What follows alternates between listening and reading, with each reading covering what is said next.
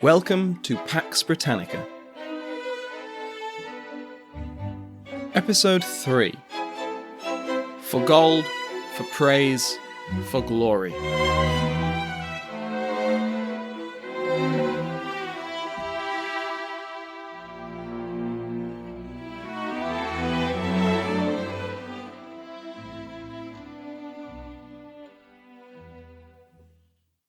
Welcome back to Pax Britannica. Today, we will be covering the development of English seaborne expertise in the fields of exploration, trade, and piracy. England had always been a maritime kingdom, but it was during the reign of Elizabeth that English soldiers first expanded their horizons and set their sights on the potential of the New World. English trade for the preceding centuries had been dominated by one staple: wool. Either raw or woven into cloth, wool was England's chief export for overseas trade throughout the 15th and 16th centuries.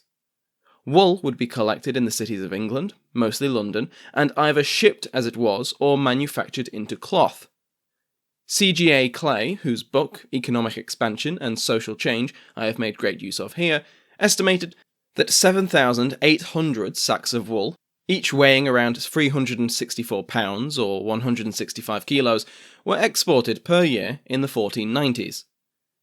English wool was highly valued by cloth-making industries in the Netherlands and northern Italy, and much of this would find its way there for weaving and dyeing.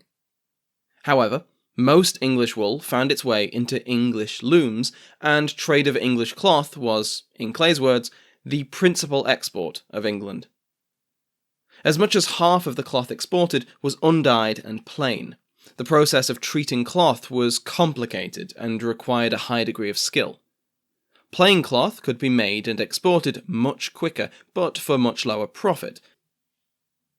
At the beginning of the 16th century, the most important markets for English wool were, firstly, the Netherlands and the Rhineland, and then the rest of Germany, the Baltic, and even as far inland as Hungary. Until the 1550s, English cloth exports continued to rise as their competitors on the continent struggled to compete. This changed once the factors that were negatively affecting continental merchants reached England. From the 1550s onward, the English wool trade had peaked, and for the rest of the century, English merchants found that the game had changed. Until the midpoint of the 16th century, English cloth makers had benefited from low domestic wool prices, allowing them to keep their production costs low and so undercut their mainland rivals. Once England caught up with these changes in price, the damage began to be felt. Another factor in the drop in wool exports were changes in fashion. In the second half of the 16th century, but at various times and to different extents, thick, heavy English clothes became less popular. On the contrary, lighter clothes became much more popular, with textile producers in the Low Countries adjusting to the new fashions. English producers adapted too, of course, but at a much slower rate, and even by 1600 had not adequately caught up to Dutch manufacturers. In addition to gradual changes in the economy, such as fashion and price increases, there were much more dramatic reasons for a drop in the English wool trade.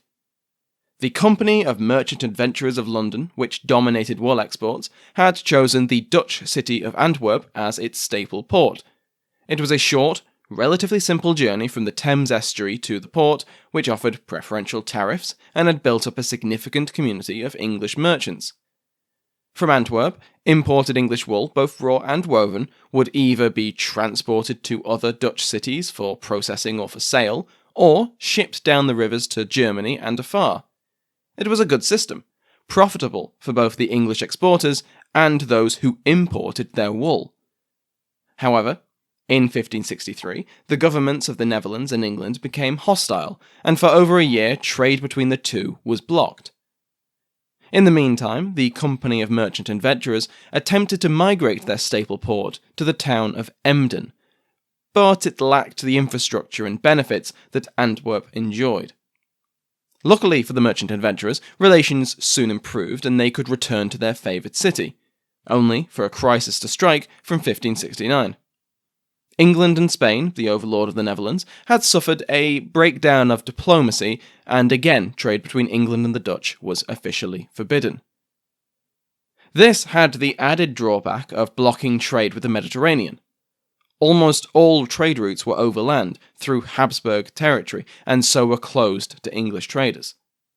During this break, the merchant adventurers moved to the German city of Hamburg, and stayed a lot longer.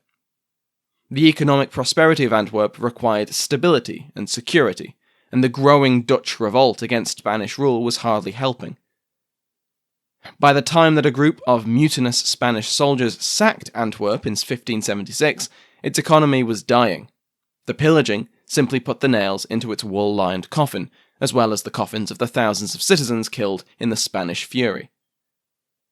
When the Anglo-Spanish War got into full swing, trade between Elizabeth's England and Philip's Spanish Empire would end for a generation. Similar trading difficulties arose in France, the other major recipient for English wool. The loss of Calais in 1558, which had been the staple port of England since its capture centuries before, was something of an upset for the merchants of the Staple, a rival guild to the merchant adventurers. They had been based in Calais for almost 2 centuries, and now moved their operations to the city of Bruges. When France underwent the wars of religion, trade with England's neighbour ground to a near halt, as economic chaos led only to further chaos. Now, English merchants did not sit idly by as their traditional markets were closed to them, or their customers went elsewhere. The Low Countries in France may have been the most popular destination for English goods, but they were far from the only one. In 1551, a small trading flotilla was dispatched to Morocco, the Muslim kingdom immediately across the Straits of Gibraltar. At the time, the dominant power was the Saadi dynasty, who would claim the title of Sultan in 1554. The English began a regular, but small-scale trade relationship. English cloth would be traded to the Moroccans in return for sugar and other luxuries. 2 years later, another fleet was dispatched to journey even further south, past the Sahara Desert and along the coast of West Africa. This fleet had come in search of other luxuries: gold, ivory, and pepper, among others. The English would find that they had a weak hand. The Portuguese were far ahead of them, and had established fortified trading posts. With no one in England willing to cover the expense of constructing and maintaining fortifications of their own, the English merchants were forced to deal with Portuguese middlemen. Despite this, throughout the 1550s and the 1560s, the English would be the most active traders in the region, aside from the Portuguese and Spanish. English merchants and sailors did not only venture south.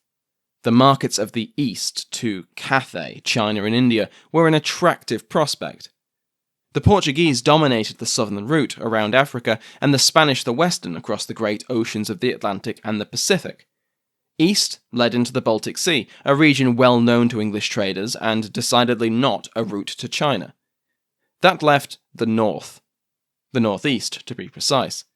In 1551, the Crown incorporated the Company of Merchant Adventurers to New Lands, which financed an expedition in 1553, quote, for the discovery of sea, of isles, lands, territories, dominions, and seigneuries unknown, end quote. The expedition of 3 ships, led by Richard Chancellor and Hugh Willoughby, set off on a quest to find the North-East Passage. The 3 ships were separated during a storm in the North Sea, with 2 rejoining under the command of Willoughby. Chancellor's ship rounded the North Cape and entered the White Sea, landing near current-day Arkhangelsk in August of 1553. Chancellor was the expedition's navigator, and his separation appears to have been fatal for the other 2 ships. Willoughby entered the White Sea, only to turn around in September and attempt to winter on the coast of Lapland. The seas were full of fish, and the land seemed full of wildlife. What could possibly go wrong? In 1554, a group of fishermen found the frozen corpses of the crews of the Bona Esperanza and the Bona Confidencia. Among them was Sir Hugh Willoughby. The last entry in his journal recorded that a scouting party had returned from a mission to find a local settlement, and hadn't found one. Going by a will found on one of the bodies, some of the men had survived until January. For Chancellor's crew, They wintered at the port of St. Nicholas and were provided with supplies by the town authorities while Chancellor travelled inland. Without any idea of where Willoughby and the rest of the expedition was, he had little desire to continue his search for the Northeast Passage without support. He headed to Moscow. Moscow was the capital of the newly born Tsardom of Russia, or the Tsardom of Muscovy, and its ruler was Tsar Ivan IV Rurik, known better by his sobriquet, which is often translated into English as the Terrible. Chancellor met with either the Tsar's official or with Ivan himself, and the meeting appears to have gone well. No records survive, but Chancellor wrote that the English were granted the right to trade with the Russians. Chancellor returned to England in 1554, and the Muscovy Company was founded to facilitate this trade. Chancellor would make another voyage in 1555, with paperwork from the English court to be ratified by their Russian counterparts. He stayed in Moscow over winter, and on his return voyage, Chancellor was to recover Willoughby's ships, still off the coast of Lapland, and transport the Tsar's diplomat, Osip Napeia, to England. Only one ship would survive the journey.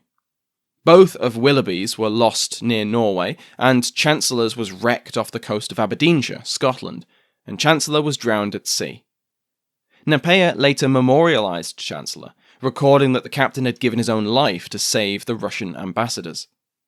The vast majority of the crews of these wrecked ships were also lost at sea.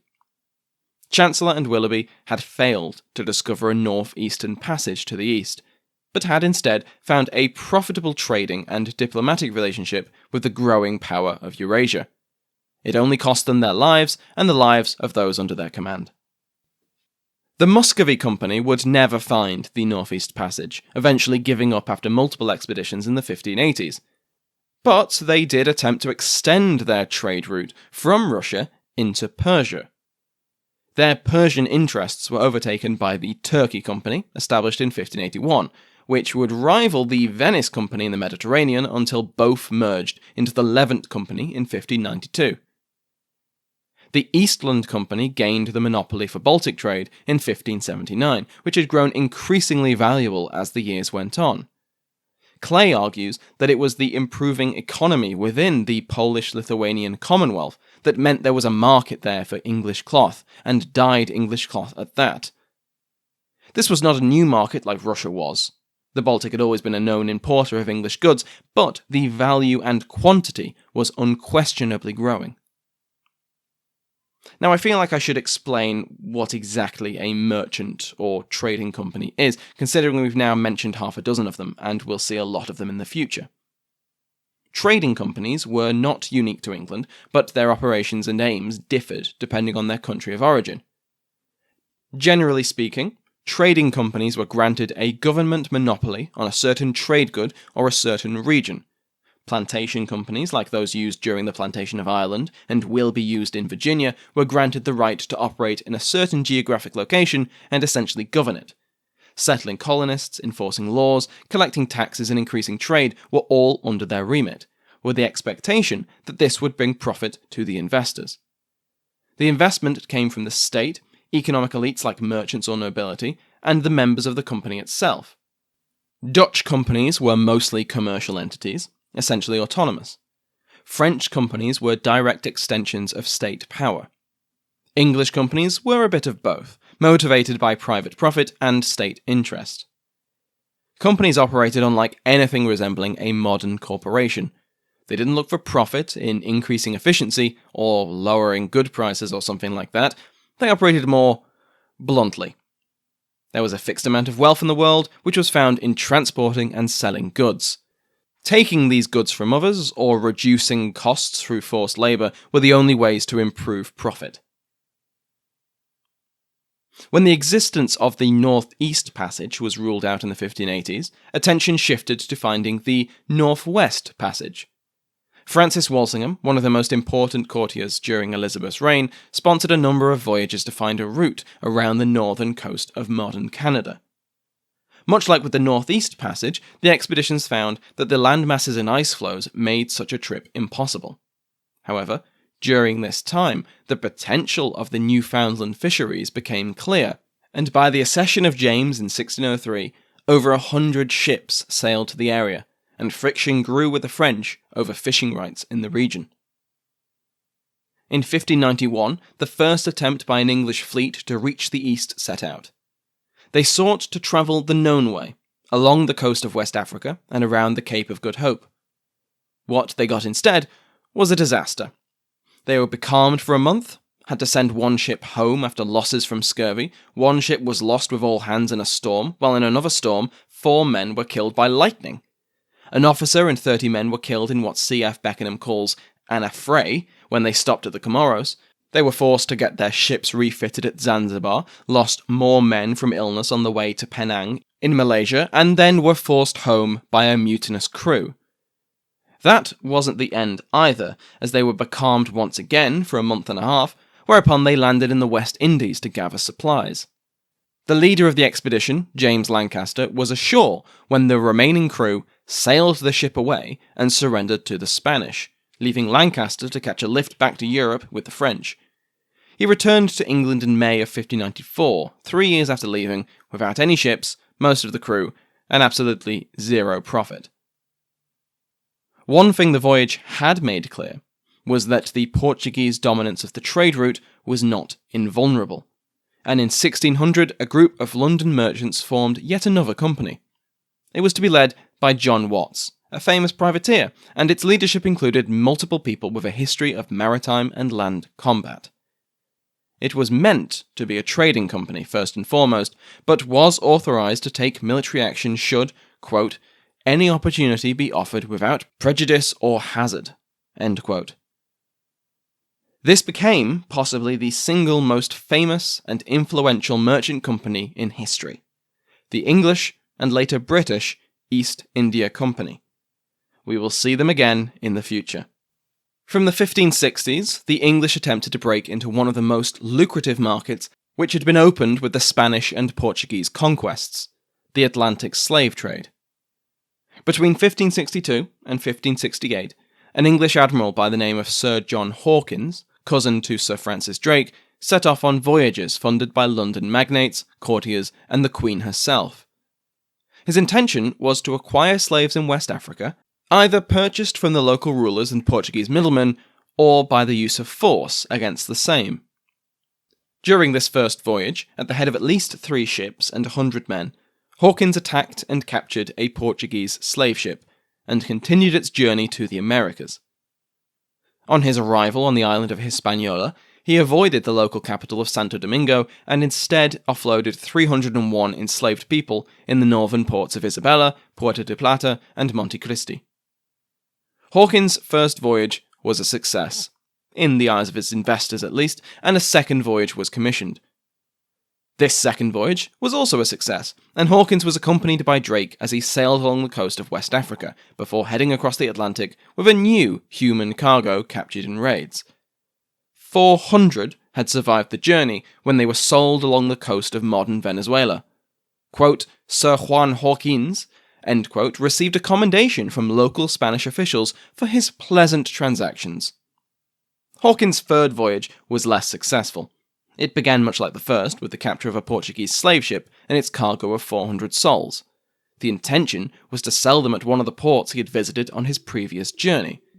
Instead, Hawkins was engaged by a Spanish fleet at the Battle of San Juan de Ulua, and in this battle all but 2 of the English ships were destroyed. Hawkins commanded the Minion, while his cousin, Drake, sailed the Judith. For one reason or another, overnight the Judith, again commanded by Sir Francis Drake, a cousin of Hawkins, sailed away, leaving Hawkins and 320 crew behind. Hawkins managed to return to England by January of 1569. He had lost 90 crew to Spanish imprisonment and abandoned a further 96 near a settlement in the Gulf of Mexico. They were tried by the Inquisition for heresy. Arriving in Cornwall with only 15 men, Hawkins wrote to the Queen, declaring that, quote, all is lost, save only honour. Which is definitely one way to look at a disastrous slaving trip. The voyage had been, in almost every element, a complete disgrace. Almost being the key word here. Despite returning with barely more than a dozen crew, nearly all of the treasure gained from the voyage had been returned on the Judith and the Minion. This was the end, temporarily at least, of large-scale English involvement in the Atlantic slave trade. Neither England nor Spain would forget the Battle of San Juan de Ulua, and when Portugal allowed the English to trade in the Azores and Madeiras in 1571, English activity around Guinea fell to basically nothing. But the profit to be gained from Spanish America and the Spanish Lake of the Atlantic were too great to pass up. Hawkins' successes were proof of that. A new source of income attracted the interest of England's investors and the cash-strapped Elizabeth, who commissioned her subjects to prowl the seas for Spanish wealth. They called themselves privateers. Their targets called them pirates.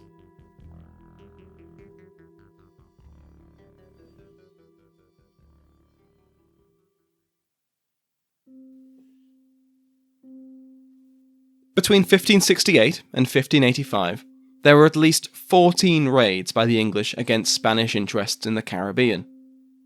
This was before the period when both the English and Spanish governments could still pretend to be at peace. The Anglo-Spanish War, while undeclared and therefore difficult to date the start of, began in earnest in 1585. As we shall see next episode, Anglo-Spanish relations were complicated. English behaviour was ever so slightly hostile. Somehow, Philip of Spain was irritated by, unsanctioned trade with Spanish America by English ships, which could be considered smuggling, and then this campaign of deliberately targeted piracy. The most successful privateer of this period was John Hawkins' second cousin, Sir Francis Drake.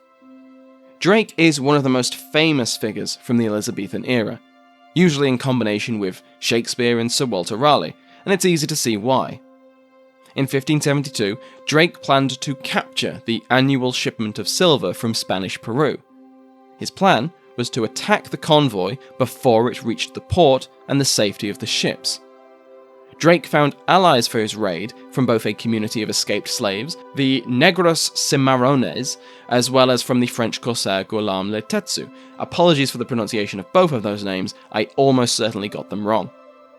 His combined raiding party ambushed the mile-long convoy in the interior of Panama and made off with enough treasure to last a lifetime. Literally. Professor Benjamin Thomas writes that, quote, "Every member of Drake's company received enough booty to become rich men for life," end quote. To the Spanish, he was the Drake, and his fame in England, already significant, exploded. One of those rich men, John Oxenham, tried to outshine his former captain in 1576 by crossing the Isthmus of Panama and secretly constructing a ship in the Pacific. In theory, this would prevent Spanish garrisons or patrols discovering him as he sailed around the southern tip of South America, and would allow him to strike at the unsuspecting Pacific treasure fleet. In reality, Oxenham was captured by the Spanish and hanged as a pirate and a heretic in the Peruvian capital of Lima, and that was the end of that. In 1577, Drake then topped his previous achievement by sailing straight through the Straits of Magellan, a narrow passage through the archipelago that makes up the Tierra del Fuego, the southern tip of South America. Once he was in the Pacific, Drake set to his bloody but profitable work.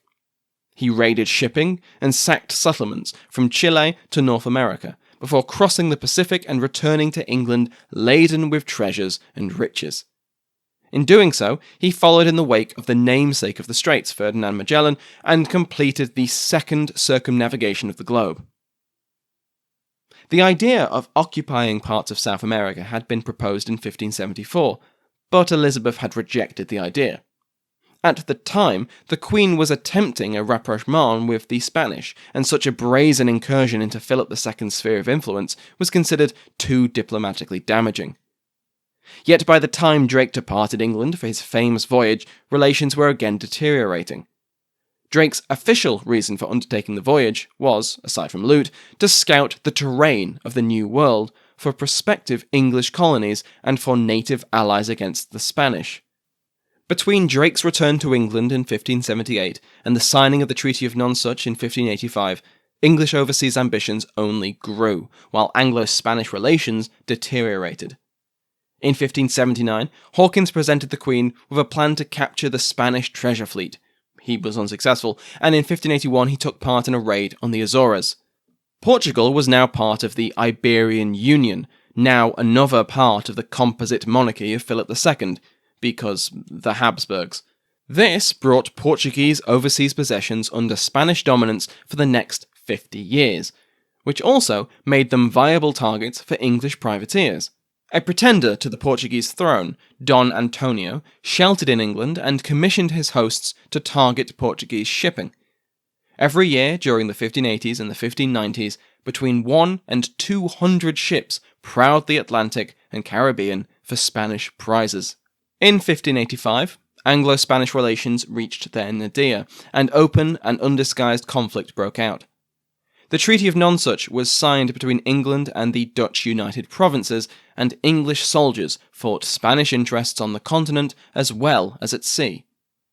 Drake conducted a damaging raid on the Spanish Caribbean, burning much of Cartagena and Santo Domingo, and plundered the Cape Verde Islands. In 1587, he led an attack on the strategic port of Cadiz on the southern coast of Spain. While the English succeeded in burning many ships, they did not capture the city this time, and the raid only delayed the Spanish response. The first of 4 armadas, and the most famous set off in 1588 with 130 ships and 18,000 soldiers, intent on ending the irritating English raids. It was a narrow escape for the English, and none of the later attempts in 1596, 1597, and 1599 were successful either. The English led their own armada in turn, which met some but far from all of its aims. In 1596, a fleet of 40 warships with a combined Anglo-Dutch force of 15,000 soldiers attacked and occupied Cadiz, destroying almost 200 Spanish ships at port and holding the city for 2 weeks. In 1596, Sir Walter Raleigh argued that English raids on Spanish possessions and convoys were a form of self-defense, and he was granted a commission by Elizabeth to attack the Spanish colonies in the Caribbean. He stated that the Spanish had lost their right to the New World because of the atrocities they had conducted against the indigenous peoples. How about that for some historical irony? Raleigh set out to discover the fantastical empire of El Dorado. Quote, "I will hope that these provinces, and that empire now by me discovered, shall suffice to enable her Majesty, and the whole kingdom, with no less quantities of treasure than the King of Spain hath in all the Indias, east and west." End quote. His hope was that El Dorado would give the English the resources and manpower needed to challenge Spain's hegemony over the New World. He made 3 expeditions to try and find the City of Gold. No prizes for guessing how that went. The Anglo-Spanish War would drag on until after the accession of James, and it was popular. A primarily maritime conflict against a rich but spread-thin enemy was a chance for incredible profit. Appleby estimates that the annual amount seized from Spanish and Portuguese holdings was at least £200,000. As we shall see when the narrative begins, many English mariners and nobles wanted the gravy boat to keep on sailing. Before we bring this episode to an end, it's only right that we cover the demise of 2 of the main characters, so to speak. Sir John Hawkins and Sir Francis Drake. Conveniently for us, although perhaps so for them, they died within months of each other. Both Hawkins and Drake were, you will be shocked to hear, leading an expedition to attack Spanish America and steal lots of shiny things. This particular campaign wasn't going well, and after repeatedly failing to capture the port of San Juan, Puerto Rico, both Hawkins and Drake fell ill. The illness was most likely dysentery. Hawkins perished first, on the 12th of November 1595, and was buried at sea. Drake survived for 2.5 months before he too passed. He was interred in full armour within a lead-lined coffin, and then, against his wishes to be buried on land, but likely with much respectful mourning and gravitas, chucked overboard into Portobello Bay. England had always been a maritime kingdom, but the decades of seaborne conflict, most of it undeclared, and the decline of the trading status quo had forced some significant changes. Over 50 years, English mariners had vastly expanded their horizons. Regular merchant fleets made their ways to Russia, to Morocco, to the eastern Mediterranean. Privateers prowled the coast of West Africa, the Atlantic and the Pacific, trained through experience in ship-to-ship combat and coastal raids. These two professions were often conducted by the same crews and the same ships, and backed by the same investors. By the turn of the 17th century, England had a merchant marine fleet of hundreds of ships, crewed by experienced sailors who could traverse the vast Atlantic proficiently, if not entirely in safety. By creating significant profit for investors, the war had concentrated a vast amount of wealth into the pockets of London's merchants, and who were on the lookout for further opportunities. The pressure placed on Spanish interests in the New World, not solely by the English but also by the French and Dutch, required Spain to prioritise its defences in the Caribbean, New Granada and New Spain, opening up North and South America and the Lesser Antilles to other European powers. The last half-century had shown English merchants and nobles the strategic and material value to be found in the Americas. As we shall see, they will not ignore this potential wealth. Thank you for listening to Pax Britannica, and to Sounds Like an Earful for providing much of the music in today's episode. Next time, we will be looking at Elizabeth's foreign policy. How did the traditional Anglo-Spanish alliance break down so completely? How were relations between England's historic enemies, France and Scotland? What was Philip of Spain doing while English privateers pillaged his territories and captured his ships?